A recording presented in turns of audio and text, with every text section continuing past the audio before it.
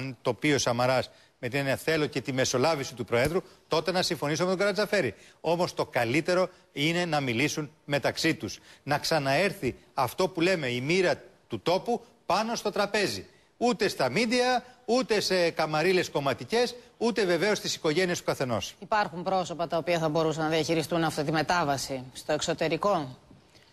Με αξιοπιστία. Η Ελλάδα έχει αξιολογότατες προσωπικότητες παντού. Να το προσθέσω και κάπως αλλιώς το ερώτημα, να βάλω και κάτι ακόμη. Και να θέλουν να το αναλάβουν, να αναλάβουν αυτή την ευθύνη. Νομίζω ότι όλοι όσοι περνούν από το μυαλό σου, εφόσον υπάρχει μια ισχυρή θέληση εκπεφρασμένη στο μοναδικό όργανο της πολιτείας που έχει αυτή την ευθύνη, δηλαδή στη Βουλή, να αναλάβει κάποιος για ένα διάστημα χρόνου κλειδωμένο, ούτε περισσότερο, ούτε όμως και λιγότερο, και με ένα πρόγραμμα βασικών σημείων, 5-6 σημείων, και να φτιάξει μια κυβέρνηση η οποία θα έχει πλέον πρόσωπο να πάει στο εξωτερικό. Διότι αυτό που δεν έχουμε καταλάβει είναι, πες μου εσύ, με τι μούτρα θα ξαναπάει, αν μείνει ο Παπανδρέου, να ξαναμιλήσει με τη Μέρκελ για τον Σαρκοζή.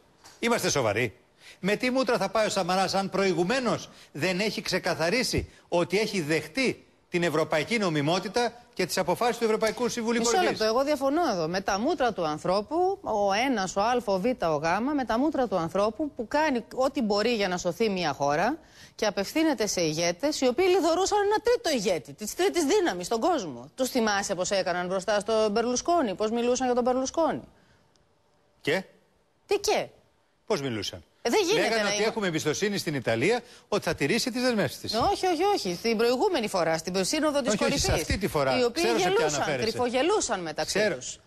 Είμαστε μια χώρα η οποία περνά ταλαιπωρίες και οφείλουν να μας αντιμετωπίσουν με έναν σεβασμό. Αντίλεξαν ένα γελάκι. Μακάρι να καταλήξει η χώρα στο να στείλει κάποιον έξω να διαπραγματευτεί. Και